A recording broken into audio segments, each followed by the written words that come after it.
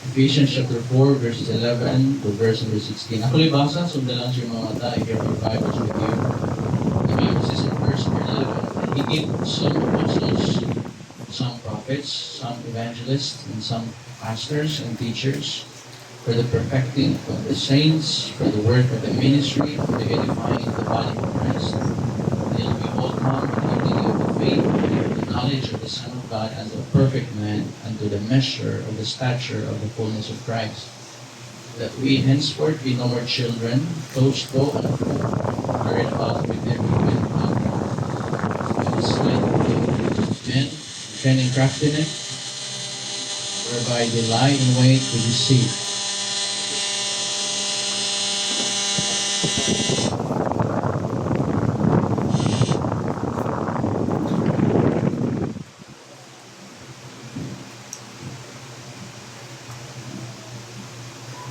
Alright. Verse 15. But speak the truth in love, may grow up in the way of all things, which is the head, even Christ, from whom the whole body fitly joined together and compacted by that which every joint supplieth, according to the effectual working of the measure of every part, may it increase of the body unto the edifying of itself in love. Pray that. Talay ko na Diyos, sumahay ng magagahon, pero salamat Lord. Kung tagon yung mga Lord, we know that everything that Father gave is according to your plan. Yes. And Father God, who are we to ask? We are here, Lord, to just trust you, worship you. Father God, as I preach this morning, I pray that you will glorify your Holy Spirit, empower me. I pray that you give me the power, the wisdom, the knowledge, and the understanding, and the boldness as I preach. Let me hear Holy Spirit preach in such a way that sinners who are preach in Christ, and may we as a church be edified and be strengthened by your word. These things we ask, O God, in the name of Jesus Christ. Amen. Please be seated. May buntag sa atong mga leaders diri day. Natin na ito ang City Director sa Moral Recovery Program, PNP. So,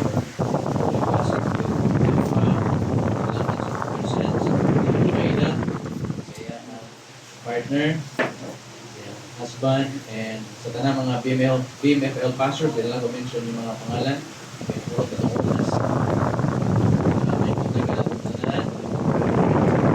Now, when we talk about the church, Maigsoon, usa sa mga pinaka-importante ng atong pag-aisigutan outside from the mission is spiritual growth.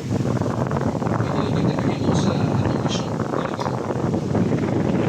Mga bata, Maigsoon, hindi pwede sa gubat, hindi ka kaibaw kung sa ang mission, hindi ka may more effective. So spiritual growth, Maigsoon, for me, is a process of becoming more and more like the Lord Jesus Christ. It's becoming more like Christ-likeness.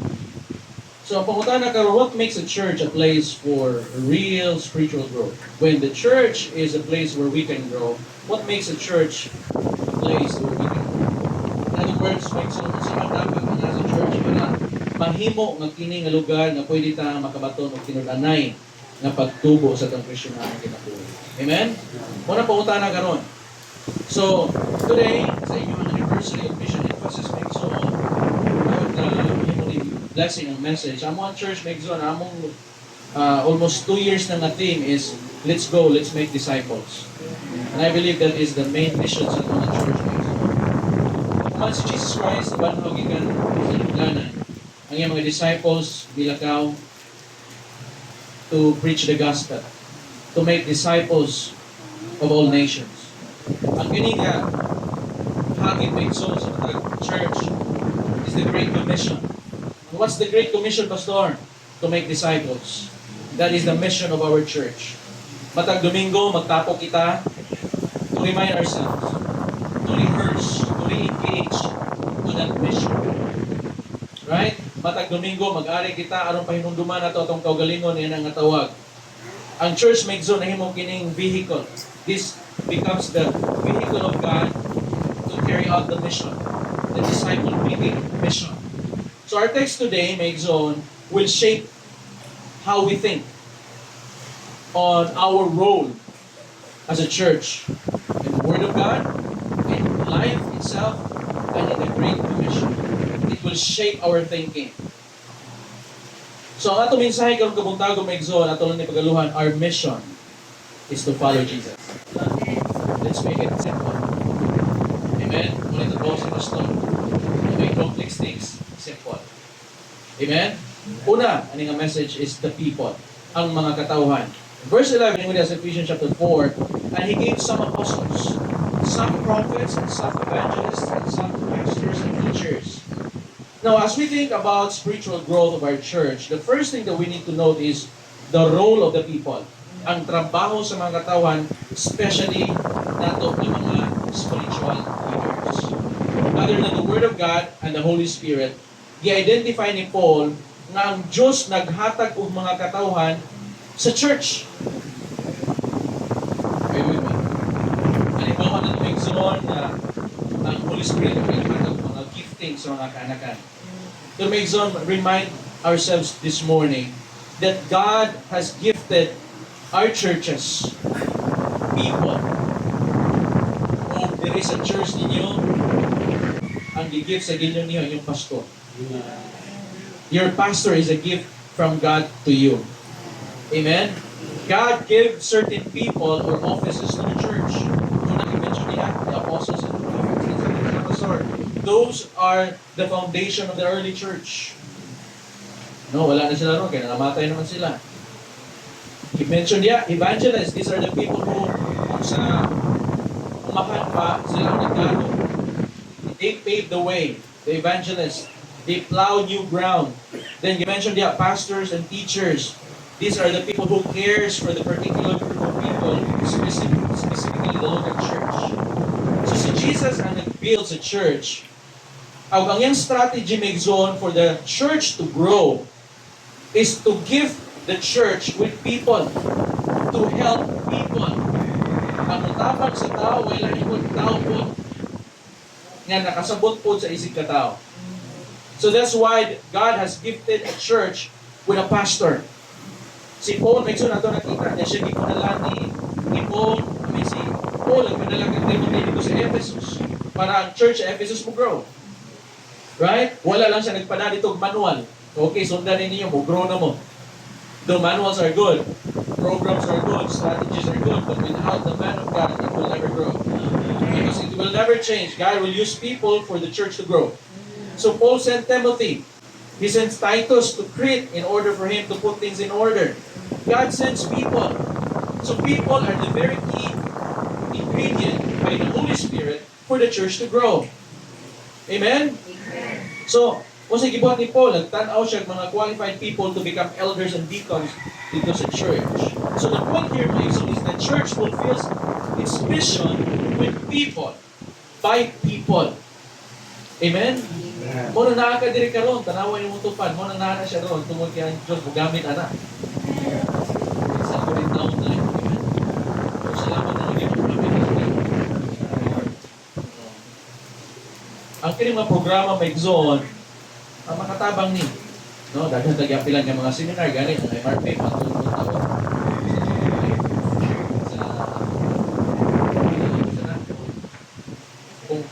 Pungol. Para natay ka nang gitawag og training sa unsang pag natay retreat dito para makatabang na unsang pag counsel sa tao nila sa Lord. Diba? Daghan kay mga tao karon nga experience trauma, no? O kita mga church leaders, we need to be equipped, no? Enhance our skills to help out. Kasi purpose na ito, gusto para lang matapangan ng mga traumatic experience. Now, outside from that is so that we can connect the gospel. Kung ito yung demo ni Jesus, right? Giayo niya masakiton, pero gisultian niya sa minsan. You know, anong kinabot ng isunagin tayo mga need? Itugot na sa Ginoo aron ikaw, makahibaw sa imong panginahanglan, o niyang Ginoo, mo connect ang need ni mo, aron ikaw makailan niya. So, ako na siya ipagin sa Ginoo. Programs, as helpful as they are, but they do not create disciples. People make disciples. Amen? Spiritual growth happens as people are gifted by the Spirit of God and are given to the church to help others to follow Jesus. Mo na gibuhat mga igsoon sa mga early leaders sa atong church. Siguro ang Diyos nagputang kanimo special Holy Spirit to be one of those spiritual leadership church. Probably God is talking to you, whoever you are. You might be here and you might be listening to this message, and you say to yourself, I believe God has a calling in my life, but I'm just like Jonah trying to run away. You can run, but you cannot escape from God's calling. I've been running away from God for a few years in my life, but I finally said, God, here am I, Lord, use me. And God, I tell you, my friend, it's like kind of become a pressure cooker na wasak. Ito na di ang tawag sa Ginoo, wagi ka ni sunod. Wagi tayo kalinaw sa muna. Mas malinaw pa siguro ng tao na sa kalibutan mo ay Kristo. Kaysa usa ka tao na ay Kristo mo ay sunod. Okay? So, remember, make sure yung mga programs, mga structure services, diligin siya mo pinaka-summary sa ministry. These are helpful tools in making disciples, but without people inside the ministry doing the work of God, there is no ministry. Without people, there's no ministry. Ministry are people. Una, may exon lisod ang ministry kay matag tao problema. Amen ba? Amen. Una, usa ka pastor na ingon, ang ministry is a messy word because when there are people, it's messy. Amen?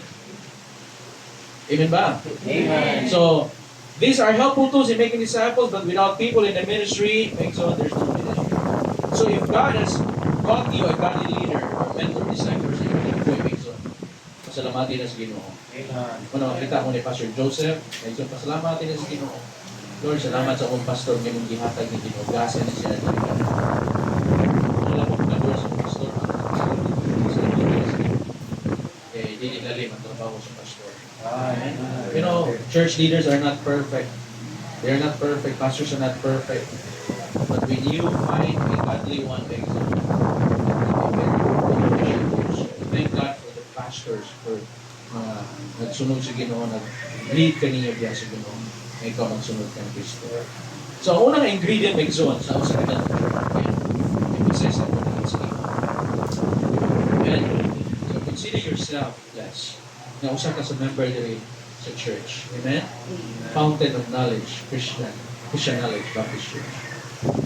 Amen? Count yourself blessed. Because ang ginugig sa nila ang gamit ng disiplin sa langit. Diri sa Lapu-Lapu City, ang gigamit sa Ginoo kamo, kita. Na may depit dito sa Mactan, ang gigamit sa Ginoo dito. Ano sa isa dito, dito sa Mactan. Wala lang dito naglaglaag. Tapos sa glaglaag na hapit ka rin mo morang lugar, kamo kung nilag morang lugar, kung wala mo ito mo. Amen? Ang among tumog dito. Kada Sunday minsan nila ibong naong. Kaya di mo po sila ganang magbalik-balik. So bagong naong makita. Amen? Kaya kamo po dito. Ano mo gamit ang Ginoo mga tanong at patol po ng siya aron sa iyong puno sa Ginoo. Sa atong mensahe pa ito niyaging kuhan dito sa tuwang kuhan, refreshers course, because we are commissioned by God. Dili silang i-commission. So kung dahil mo na alam mo, linya niya pilit na, pwede sila sana, mga tanong. Oh, dakop ka. Oh, kisa may nag-commission mo. Oh, pilang na ko ron. No. Amen? Supo-supo nga na tanong ka, manikit ka na rin. Kisa may nag-commission mo, make so remind yourself that you are commissioned by God. We are given the greatest task on earth, greater than the President of the Philippines. Our task is to bring people to heaven, to bring people from darkness to light. That's who you are. Amen? That's why God used people. He's not using structures, He's not using programs and literature. He's using people. And in this church, God is using your pastor. And in this community, God will be using you. So ayaw ninyong i-discriminate, ayaw niyo pagkagamihan yung kaugalingon, yun nalir ako pastor, huwag ko'y mahimo, di na ko kaya. God chose you among all. This is the cream of the crop. Amen? Kita ang gamiton sa Ginoo. Galamiton instrumento nga siya mamantala sa buong kalibutan. So una, ang katauhan, the people. Ikaduha may zone is the purpose. Verse 12, for the perfecting of the saints, for the work of the ministry, for the edifying of the body of Christ. So ikaduha may zone, nga aspect na makita na to usa ka church o usa ka buluhaton maigsoon healthy is when they are actually engaged in the purpose. Tama yung purpose ng ministry.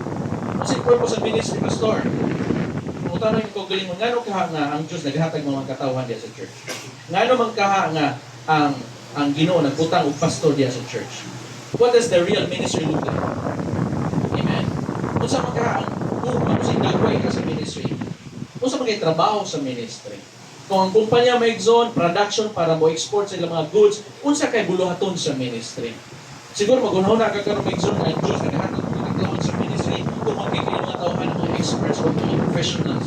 Wala yun, nabot din nga, pa-member, unsa man ka, professional ka, nag-graduate ka, unsa may mo nagwa. Wala yung na may zone, ano, may zone, kaya ang tanan, welcome. Huwag yun, ang Irish business Pastor Joseph sa diyan, simple ka din. Ikaw, disqualified ka, ikaw, dili biya na si Kristo may zone.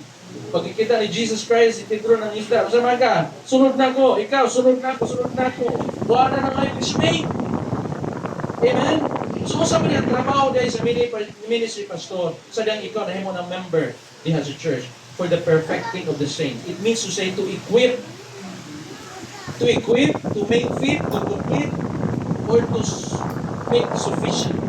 I-equip ta. Kung trabaho may sa mga Christian spiritual leaders, aron i-andam ka. It's like mending the nets in Matthew chapter 4 verse number 21. I'm going on from thence. He saw other two brethren, James, the son of Zebedee, and John his brother, in a ship with Zebedee their father, mending their nets. Kung sabi mending, repaired. Diba? Nangari ka dere atong mga pinapuibigson na naiyak at mga kagahapon. Right? Kung bitaw sila hindi pag-captain sa Ginoo, mga broken lives. Because God is what? Going to repair them. Mend their nets. Yes? We are broken people, but thank God He fixed us. To be used by Him for the ministry. Ministry leaders make zone ang atong trabaho. I-identify na to kung asa to dapit ang broken. Then ato na repair. Right? So, in church may zone, nagkaroon mga broken lives. Nagkadaiya. Mga marriages who are broken, families that are separated,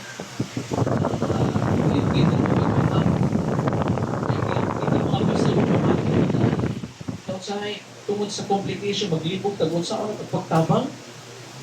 Amen. Kaya dili mo pwede nga tanan, di mo ibutang sa pwisto nga di sa ibon, sa iyong pangsumlibon. Yaman. Sakit isdunggan, manguli ang mga katawan, gagasakit ang ulo. Amen ba? Murag wala na sa ho. Murag imong gipangisda ang panday. Hindi. Ba? So, that's how a pastor thinks. Kung sa kay buhato niya, kung sa asa ka na ipahimutang, nga magamit sila sa buluhaton. Amen? So, ang itong trabaho mga pastors, mga church leaders, to identify the broken and repair them. Yeah, based on this, not only involve things, this involves people. This does not involve just programs and structure. Primarily based on this. Spiritual leaders are called to equip the saints to constantly care for the spiritual needs of people so that they are spiritually healthy. Ikadaw naman ito, Hana.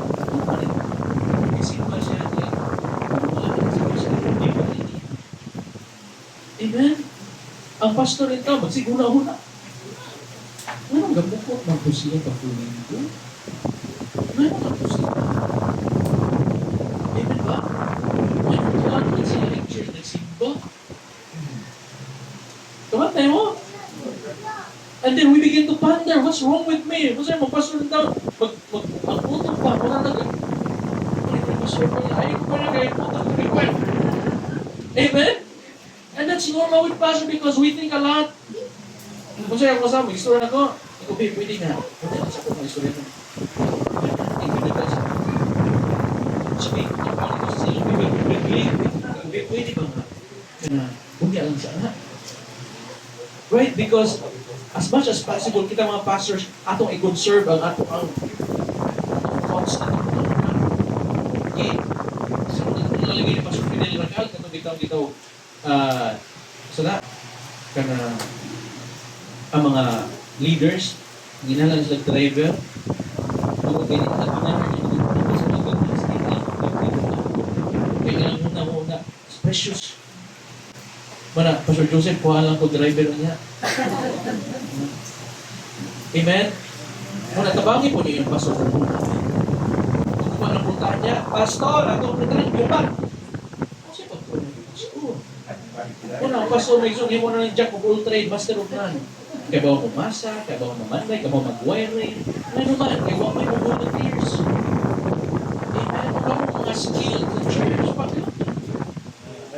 kung kabaw mo kanta, i-volunteer, Pastor. Kung na ako'y talent sa singing, pwede ko nga mo-volunteer, Pastor. Bahala ka kag-asa mo ng mga volunteer yourself to just be. This is not performance thing. Everybody's working together for the benefit of the body. Amen? Kung yun, kaya community mo na mo trabaho sa tanan. Right? Kasi na kung hanggang yung trabaho sa tanan.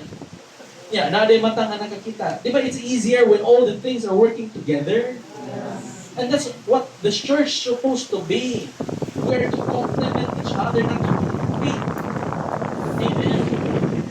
Una, kami mga pastors, malipay dyan kami nga napoy laing pastors kumuwali. Kaya makapahulay mi ba? Nangatawa mga pastor dahil. Pag-training leaders na mag-preach na relax kami. Yes.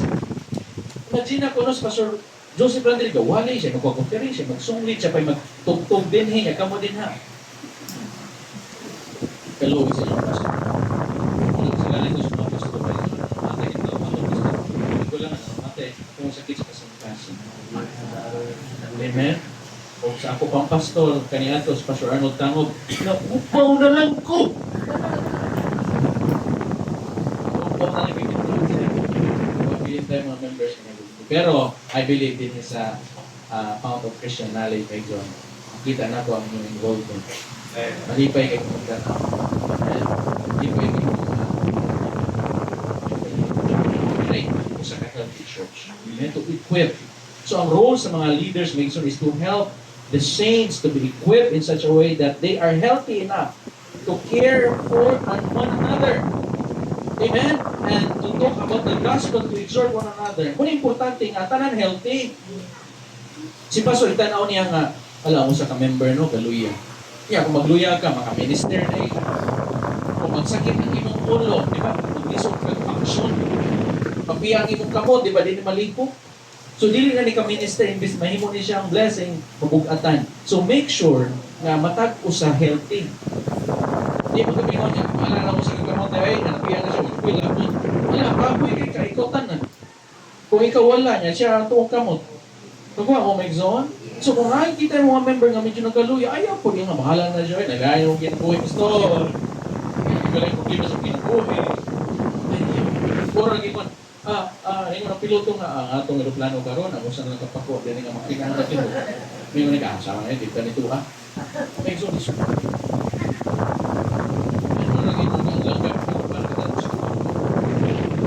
we need to be your brother's keeper. We need to watch for each other. That's our role. Amen? Ang trabaho sa pastor is to equip the saints. To make as much as possible you are on. Amen?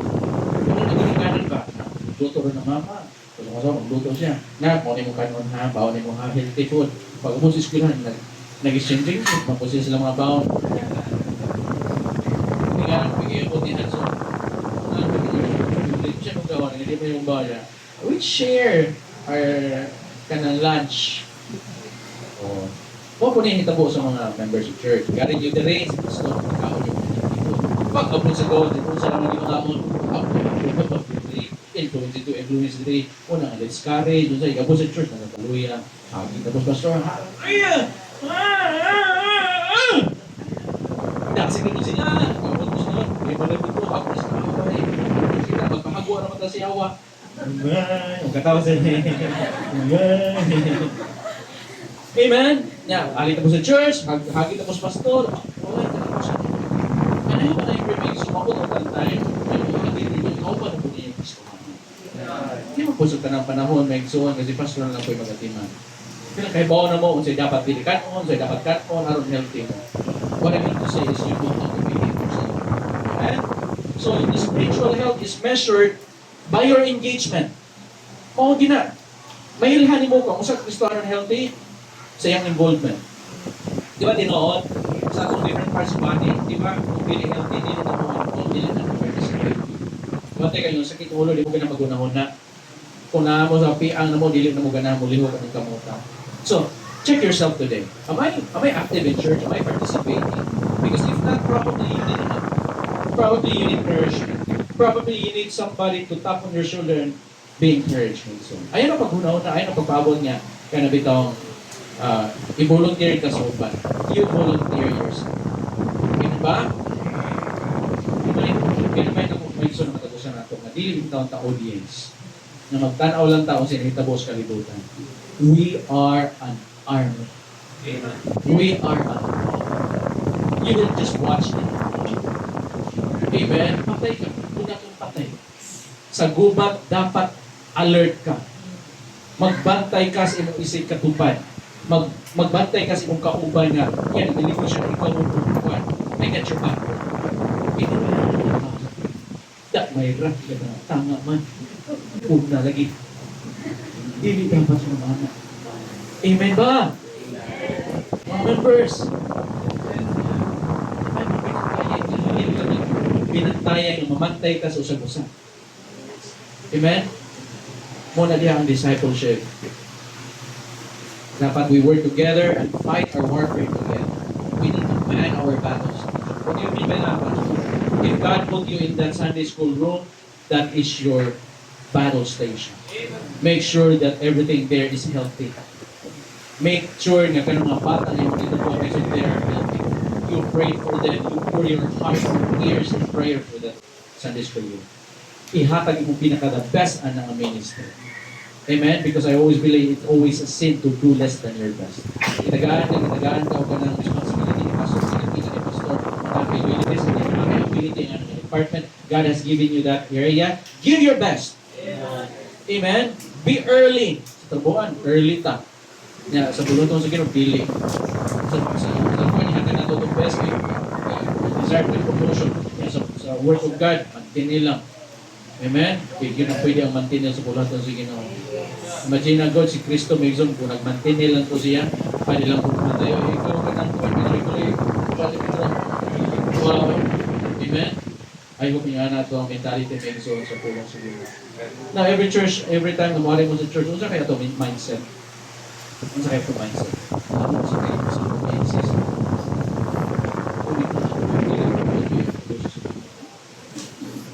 Ha? On. May zone. Ang wali ni pastor taas kayo. Kaya mabububuan na siya. Kung yung mga examples na pastor ako yung illustrations pa. 10 years ago. Dapat ko na po ng illustrations ni pastor. Kritik na lang ka pirmi. Amen? Ayaw nga dili na ako tayo nga na may zone. Ayaw sa inyong pag-ari sa church may zone. Mamutanan na is that our mindset? Or it's kayo mag-alagad ko karuwa. Diyo ko palingkurag lingkuran na. Diyo ni welcome na ko. Diyo na lamanan na ko. Batik niya ng church. Dapat i-dealing na. Dapat kinsa kaya akong nakalaga. Kinsa kaya akong nakalaga. Kinsa kaya akong nakalaga. If that is your mindset, make zone, you will go home happy. But if you are anticipating to be served, remember, Christ that came to be ministered, He came to minister. And that ought to be our mindset when we come to church. Kinsa mo lang, kinsa kayo na-encourage ka ron, kinsa akong na-prayhan ka ron. Amen? When you come to church, find somebody. Oy, can we pray? Do you have anything na gusto ka natin pray? Amen? Gusto naman ka? Amen? Uy, medyo sad lagi ka. Is there anything wrong? Gusto natin to pray? Inunahan ta dapat. May gusto lahin na ta kaya church. Hindi na nakunta ta mga may gusto kaya.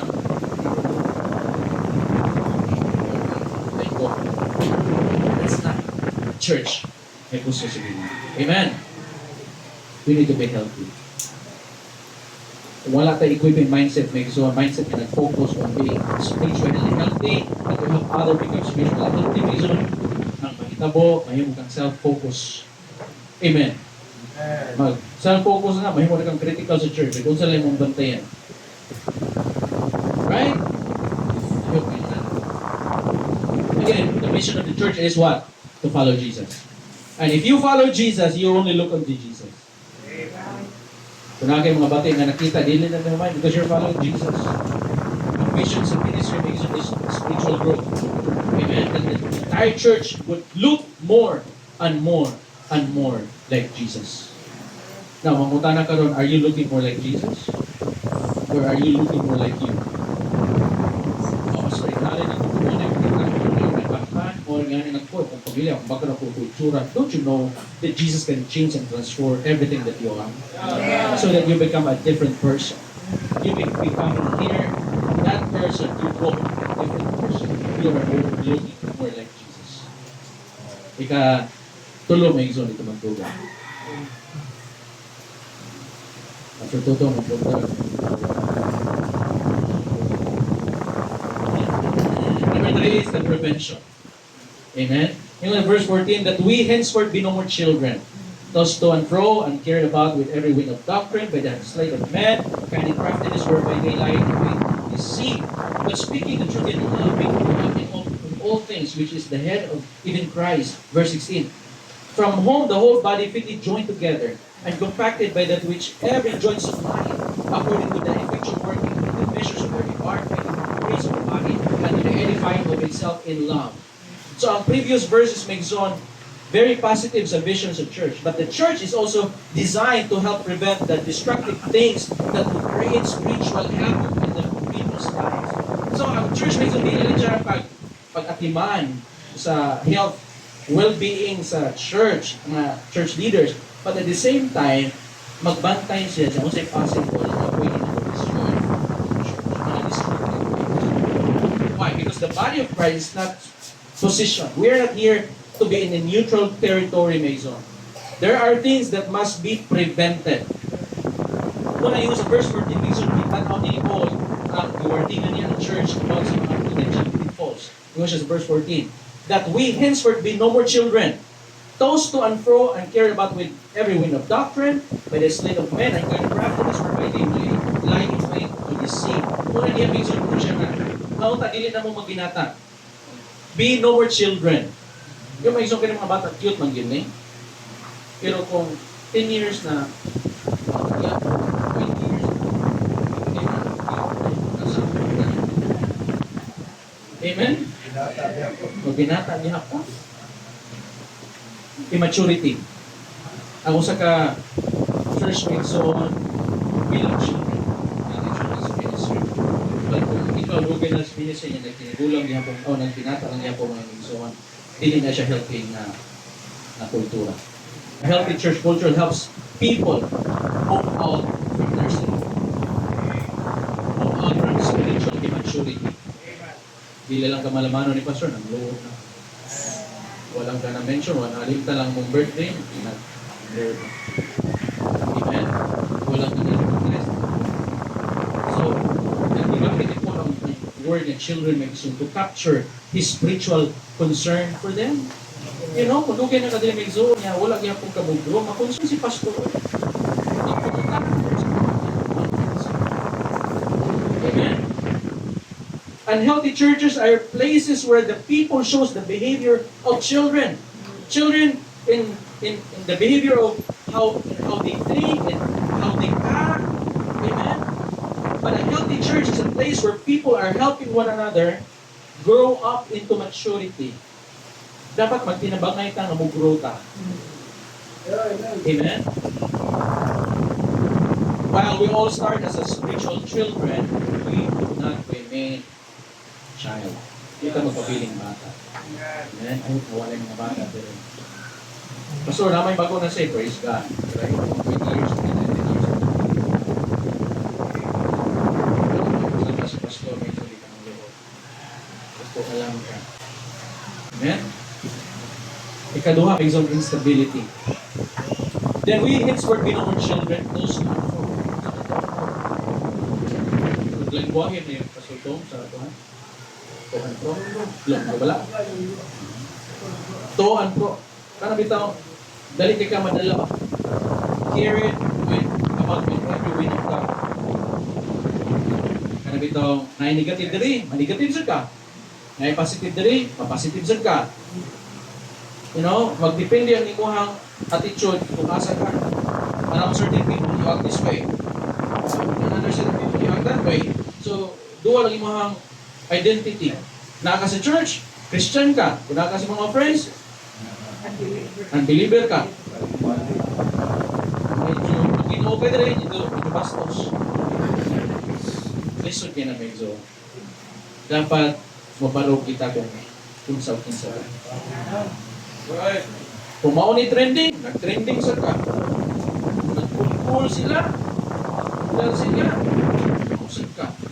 So karon muna maglibog na mga tao kung usad ka. Sa pamilya po, kita mga papa, careful kita. Especially na mga pastor, nata sa simbahan, mahalin. Ay, kita, may mga natin kaguguan ni Megso kasagaran mga pastors kid. Ano ang mga anak sa pastor, di ka na magpastor. Buhutan sa si Papa Manggol, kung sa mga tao, buhutan kayo, mahatag. Ako ganyan mga ayaw, hindi ko nagaan. Unang kaya, siya yung nagkakaray sa kwenta. Pero kung si Brian ganyan, pastor. Muna, ang mga anak sa pastor nito, maglibog na sila. Unsa man jud ka pa? Ha? Muna, mga pastor, challenging ganyan nato. Kumayo kita sa church natin, kayo kita sa mga bana at imanay inyong asawa.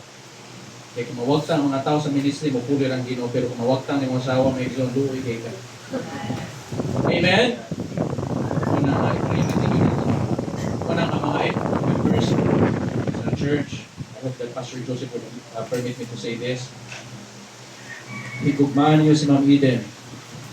Labaw pa siya. You know what, I think that our church, I told them, I love my wife more than you. Why? Because if you do that, you are serving me. You're loving me. Amen ba? Amen. Kaya ako nadunggan sa mga church, hindi ko kontra kita na asawa yung gusto ka. Asawa yung gusto ka. Kasi ko yung sabi ko pa, kulog, red, niya po, red. Higugmaan ninyo si Ma'am Eden. Amen. Mas mahimo, epektibo si Pastor Joseph kung yung paggawan. Tinood na, experience na nako. Megzon, ang pinaka-busy sa mong church, dili man ako, ang asawa. Tinoon, siya mo'y pinaka-busy. I don't know ni mo, Pastor, pero sa among church, si Mrs. kung hindi siya nagtuyog sa busy na siya. Alipay po ko. Okay, helpmate din siya nako sa ministry. Amen? Oh. So to, instability, kaya kitang paling-paling. The church Megzon will prevent you from being carried about with every wave of culture, teachings, or trends. Yan, kanina pa mga pastor mo, ba't mo na ba yun eh? Amen yung people, mabadlungan ganit mo ni Pastor Joseph, bigyan ito. Ganit na mo, nag-elvis na lang sa kayo. Amen? Ikin sa may musultin ninyo, o may laing musultin ninyo. Ang pastor naman. Sabi kami dapat may people sa church. Pastor naman.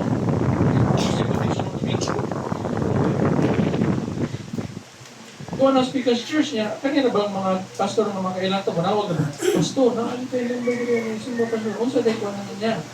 Ito na, nasaliyahan, gusto tayo kinamit ko. Amen. Istoryahin ang po, pastor. May igsoon, sugot mo sa dili, mauna itrabaho sa pastor. Kaya kung alas pastor, mabantay. Usap din tanong niya trabaho sa pastor dili. Di ba magbantay, mami? Amen? Muna na ginikanan. Asa mo, anak ko ano, mauli, galas 12 naman. Mama, ibantayan man mo, ma? Wala na mo siya ginikanan. Di ba dili? Kiniguli iyo, nalapas si Jose, mag-guiltin mo, si Mama Ron, gawin ko na rin Mama Ron. Gawin ko na rin, patay ko Mama Ron. That's normal. Pero kung wala kaya na mindset na igsoon, amen? So, instability. Katulong may isang ignorance. Yes, sa verse 14, yung diha, cunning craftiness whereby they lie in way to deceive. Dagang kayo mangilad. Dagang pong magpailat. Dagang pong mangilad. May isang may kapuhilan si tanong ka sa akin, nagpupuha. Hallelujah. Imagine, may isang nagas trabaho. Nagas trabaho ba? Pwede. Now, Christian ka. Pito ang tao sa mong palibot. Ilang tanaw ni mo ba? Bible. Ito ng Bible ay. Ha? Ito ang sulat mo ka.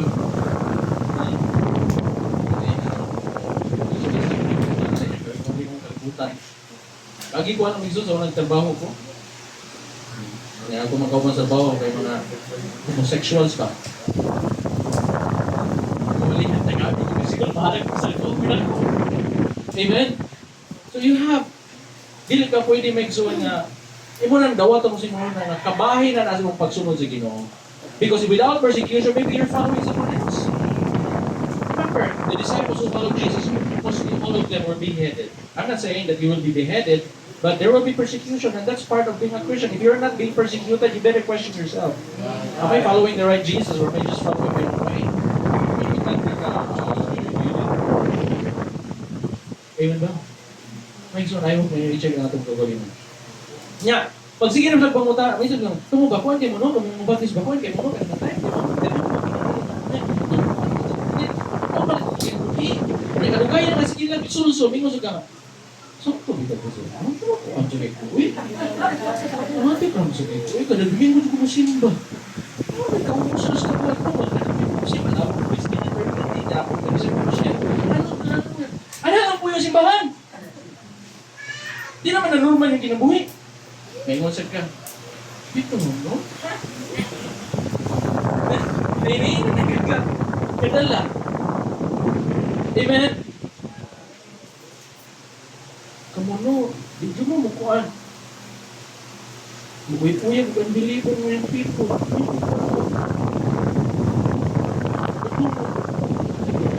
Ano naman ako eh? Kamu magiging ka na, masupong ninyo yung ano, di mo ganahan. Amen ba? Trabaho na nato. Magiging ka na yung concern. Hindi ka na duol na ko. Broken home ang ko. Duol ang pangot. Gada siya kuya. First time ka nang kukita, mamay. Nakita ko sa kuya. Pero na. Sila yun doon. Ito buwa kayo na abot man tanan ng mga labuan. Kaya birthday rin yung lola. Sana mo. Wala din mo. May kasap ka. Ito may trabaho. Para kaya ito trabaho ba? Sabi trabaho rin mo. Kailan mo katuok. Kailan mo may pamilya. Sabi mo ido. Normal na naman yung sumunod. Ha? Wala na ginistrikto. Normal na. Check the background ba? Nagalaw mo istorya. Nakita po naman niya.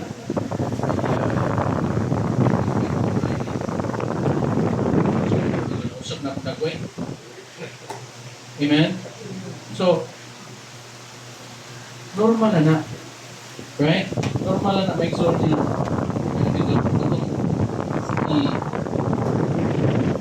I-reserve ang atong mga kabanan sa church. Ilikay na to sila ng mga ilad-ilad. Pero nakanindot lang may exhort the whole week. Kapit na rin nalamit. Sige nagsusok. Hindi ka sakit ka. Yan, di mo magpunta pa rin ako. Di mo ka matuo ni Jesus. Tuo mo ni Jesus. Kung ito, ganito. Kung nawata si Jesus, nawat ka tuba. Kaya mo na ba? Nalawat mo. Yeah, hapit ang madala. Sige, sujimana, pebo ko tigas ng tubag. Isip ko nung kuwanis pastor pa. Bilis pa rin! Hallelujah! Sunod na sa Ginoo without compromise. Na-encourage ka. Salamat nga doon ay wali in the Domingo.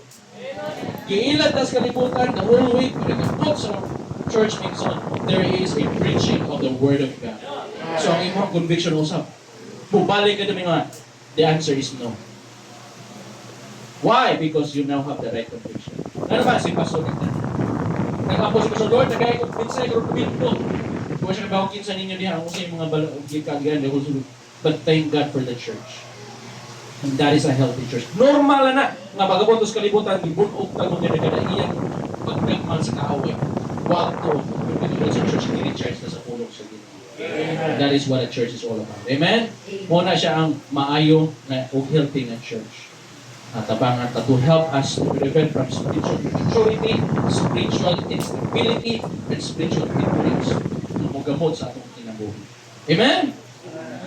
Muna siya ang purpose sa usa ka spiritual leader? To encourage your Christian life to follow Jesus. Dapat ato nang i-put out ang ato mga wrong passions siguro. Una nga, ang church is very important. Amen? Following the Lord Jesus Christ. Our mission is to follow Jesus. You need the church. Di ka ba yun? Ako, pastor, magsimba man ko. Namiyo sa membro na Pastor Ron. Kung gano'n mo wala simba, this is the message. This is kung sila man ka, ano dahil siya nga, ay lang kabalaga, Pastor, kay ang Ginoo, di man na ano? Ang Ginoo, di man na kuhan, asa dito sa oh! Ito says, hindi mo ka na kaila sa Ginoo sa itong church, ako yung pastor, of course, expect ko, maaari juga magsundba ka ng Domingo, kada Domingo. Siya naanak ko sa alayang simbahan ng church, pastor, kaya kayong simbahan, di pa yung Kristohan ng simbahan? Sa libuhan to na, mag-ulta. Pastor to, mag-ulta. No? Mag-ulta. Pero, ano siya, undang na itong kinabuhi, nalagyan, kinigiti man naman. Pastor ko na yun. Kanya, ka ng members na ba nga, wala nag-simba, ikakita sa pastor, wala nakikita ka ba? Pag kita, Bishop ko. Amen? Pero ang pastor, ay ba? Lord, kasi classic disease, lamdagi yung mga Amen? Mga na yun eh. Mga na niya itong kinaboy mga pastor. Kibaw mo, Pastor Josh? Kibaw mo, nag-pastor mo niya sa 2016. Pero may susultan na mo, 5 years pa na ako nadawat ng pastor na ito. Uy, binuwa. First 5 years, gawali ako. Pero, kung ako na-feel ba nga, pastor, hindi ko na after 5 years. Ano na, Pastor? Kung na transition period ang kami niyo, mo po ng pagkapastor. Amen? Kung na kasagan kami niyo, kung hindi na maglatos sa transition period, kasagan ng latos. Right? Amen ba? Because you're getting to know the new stage of life. You used to live as a single person. And that makes on, pag-urong niyo sa ako, nabuhin mo kung ako na usaba. Ako yung hununaon, isa mo. Wala nga na. Eh, karon, nana mo kung hununaon? Nana mo sige na asa naman kayo? Usap-usap ako. Nagulog. Kapag pilit ako, palit ako ganahan. Ako na yung kapag. So, transition na. Sa ministry po, nga na may zone. Amen? There's a transition period. But nevertheless, may zone, you move on with life. Not all the time you understood what life is going on. Amen? Sa amin yun, di mo kasabot, galing-galing mo asawa, di galing-galing mong banangan. Di hanggang nyo ka-discover, inig kami nyo na. Sa litaw, dagapan, doon po kayo mga, wala pa yung mga dito, di makita, pero kami nyo na, di ba wala na yung so, pati, hindi mo ganahan, manidig ka. Amen? And then, you begin to understand, you begin to accept, hinanap po ng pagkapastor. So, una, dahil mga problema ng disqualified, dawat na na. You know, pinaka-easy nga way nga madahugod ka sa kinabuhi. Dawato na lang nimo. Acceptance is halfway winning the battle already. Yun ang nakikita ng church. Church is fixed. If you're looking for perfect church, then don't join that church. You will make that church imperfect. Ikaw pa ito katapusan ng zone ang picture. Ano sa may picture ni Jesus in verse 15? Okay ba po niya? Verse 15 of the Bible, but speaking the truth in love, may grow up into him in all things which is the head, even Christ. From whom the whole body fitly joined together and compacted by that which every joint supplied according to the effectual working in the measure of every part, making increase of the body unto the edifying of itself in love. Ang kaninga verse made so on, it is showing us a very compelling picture of what God is trying to accomplish in our life. Kung sa may pakita ni Jesus na was the verse na ang milagro sa church is when the life and the likeness of Jesus is formed in the lives of the people. Nga mahulma ang matag members sa church susama ng Jesus Christ. In other words, the church is becoming more and more like Jesus. Again, note, the church is not a place with perfect people, but rather it is a place where people are being shaped into the image of the Savior who died for them. Dili ta perfect, daghan ta mga lapses sa itong kinabuhi. But the church is a place where you are being molded every day to become like Jesus. Amen? Muna ang kultura sa church, Quezon, ang kultura sa church is speaking the truth in love. Muna ang importante ni nga itong mga pastor nga sa niya magsulti ka sa pulong sa Ginoo ang kamatuoran sakit. Pero kung ato nito isulti man tayo kugma, makaminister sa Kristo. Amen? May bawaan na ba yun na? Usa sa mga butang na ako nakatunan na exon sa ministry, lisod kayo ng nasapa sa usa ka taong oras nila. Ato mga anak, atong kasabaan, mubalik naman nagbalay. Kikibaw na sila nga, kasaba na to sila, kay love na to sila. Pero suway kung kasaba ng anak sa imong silingan, lima, sulong ka, pinuti, diba? Ano man, kaya di mo sa kapilog love. The same way the church. If the people knew that they are being loved by the pastor, they will eventually be loved. So speaking the truth in love, yun sa verse number 15. It means we lovingly reconnect people with the gospel. Ato i-connect ang mga katawan niya sa pulong sa Ginoo sa gospel. It doesn't mean na ato silang dito silang binuyunan silang higimot, demonic expressions in yung gugma. Imagine ako kung yung anak, pasagdaan lang ninyo, kay love niyo siya. Pastor, ang tinunan na yung gugma, tagaan mo nagkagawa sa siya ng buhaton. Imagine na ikaw anak, magkagawa ko kutsilyo, ay na, sige, feel free. Lingaw din na, buhaton na. Sa kung sa'yo gusto. Ma, mula bang kuskasada, kanang dagang sakyanan, that's not love. That's not how love is being shown. Ang gugma maigson aduna gunay sometimes tough love. Gugma nga kanang sakit ba. Amen. So nga nataas pa siguro si Pastor Gal. Apa yung say si Pastor murag great. Nako yung sa pastor sa Biluan ingon siya nga ang kini kuno mga ang mga asawa ko sa mga pastor great. Take remind. O rin nagsasabi, take remind. Salamat sa mga asawas pastor. Pagpakas na ito mga asawas pastor, din natin ito. Bili ito yung mga isip natin.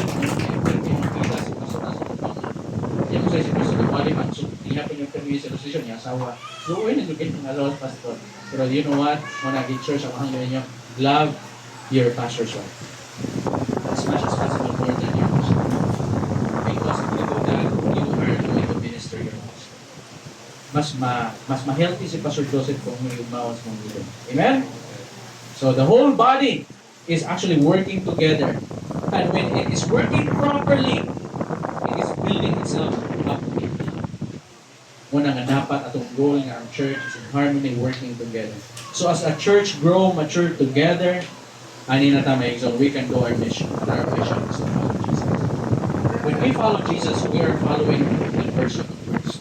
Not your pastor, not your seatmate, not anyone else, but the Lord Jesus Christ. And we need to create that culture of passionate followers of the Lord Jesus Christ. Our conclusions of the message.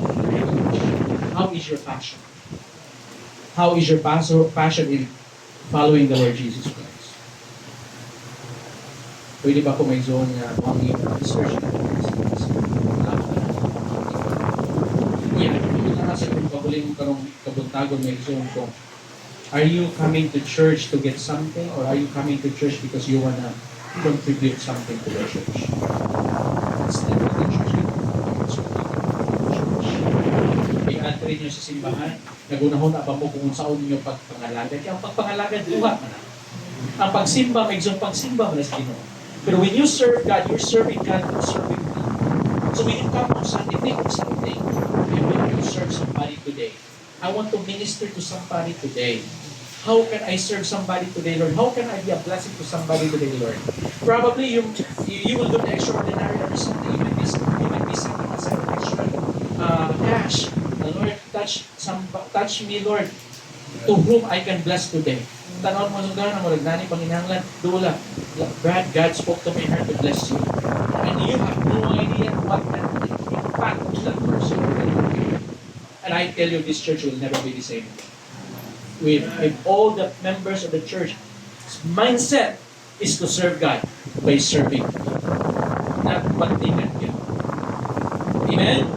So, let's make that soul searching this morning. No? Base may gusto karong kabuntagon ay itawag mo si Ginoo. Sabi, full time.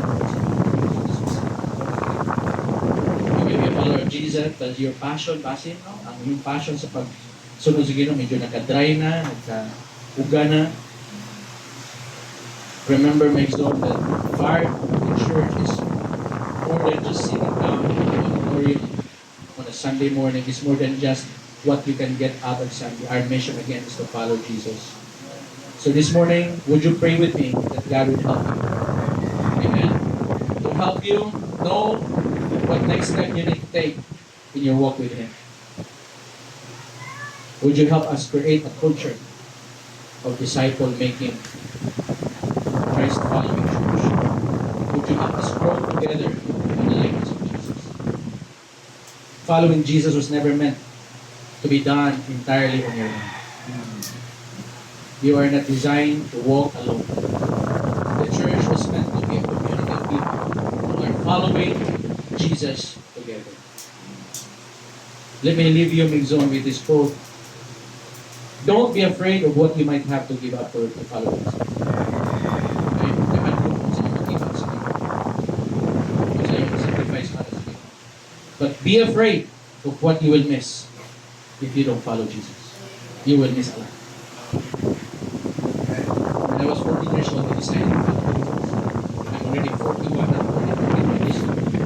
And I tell you, my friend, it's been well worth the trip. God just brought me to places that I've never dreamed of going. God allowed me to meet people I never imagined. Minsan yung mga ako nga taga Dumanhog, Cebu, wala yung hibawan, kundi magdaro lang o mamupunas. But when I met Jesus in my life, I said, Lord, I will follow you. The very important person in here, my very and I surrendered to follow the Savior's call. It wasn't easy, but I tell you, my friend, if I said no to Jesus that night, dito sa Talisay City,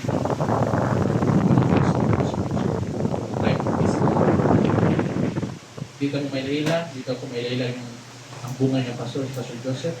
What ako sa Bulaton karon? But thank God, that night, I said yes to Jesus. Life is never the same. Let's continue. Let's all stand.